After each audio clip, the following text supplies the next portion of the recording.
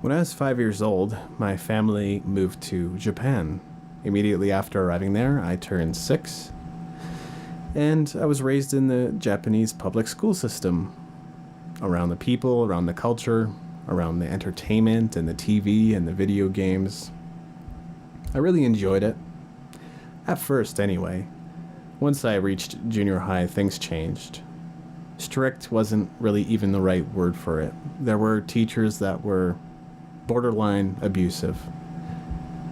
The Japanese school system is already a little bit militaristic, but when that is combined with tyrants who rule by fear, and that's really no exaggeration, it's an entirely different experience. My dad got into a motorcycle crash when I was about 12 or 13, and he was in a coma for about 2 weeks. Unfortunately, he didn't make it. And that was the catalyst for us moving back to our home country of Canada. I was about 14, 15 years old when my grandma said to me, "You should probably be in counseling." At the time, I thought, no way, I'm fine. And maybe I really was fine at the time. But eventually it caught up with me. There's a point at which I truly believe that life is just what happened to you, not what you chose to do with it. I didn't have a high self-image. I was painfully shy. I didn't really believe that anything good would happen. Maybe somewhere deep down, but not really. And I was in that state for many, many, many years, even into my 20s.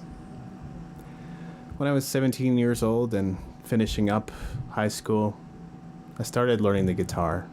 I guess by some standards that would be a late start, but it seems to have worked out for me.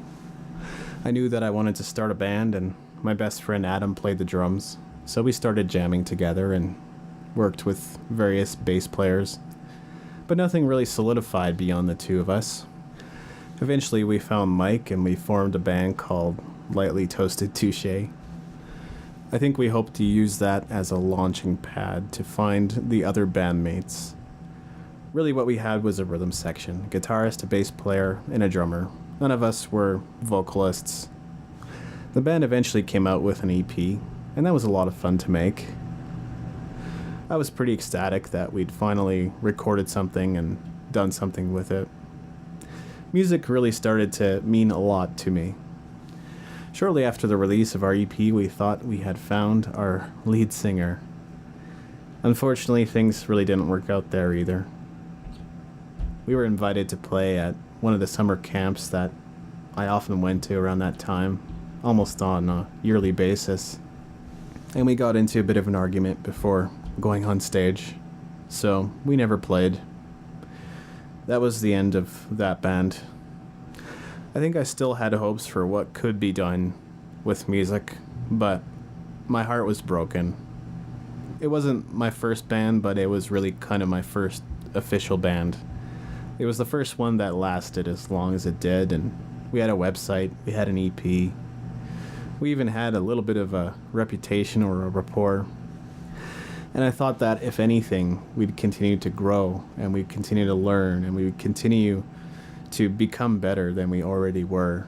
And I guess I was the only one with that musical vision. When it seemed pretty apparent that the band thing just wasn't going to happen, I decided to record my first solo album. There was a lot that went into that album emotionally. Obviously, with some of my dreams being shattered, and maybe just the fact that I still didn't really know who I was. I knew that I wanted to continue music, but I finally had the inspiration to write the songs that were from the heart. While I was recording Shipwrecked, my sentiments, my cousin Mitch took his life. So there were a lot of hard things like that. There aren't really any songs on the album about my dad or about my cousin, but I think the songs still speak to that in some way.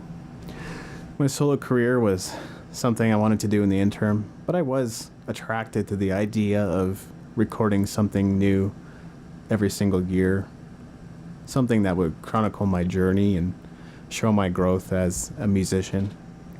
Things didn't really turn out that way. I haven't actually put out anything new in quite a while. I've played on other people's albums, and I've also produced and engineered other people's albums, but I haven't really recorded anything of my own. I've done some demos, but I haven't put out any other official releases. Shipwrecked was created because that's honestly how I felt.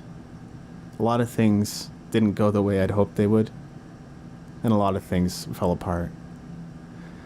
But even after a shipwreck, if you survive, there's other things waiting on the other side.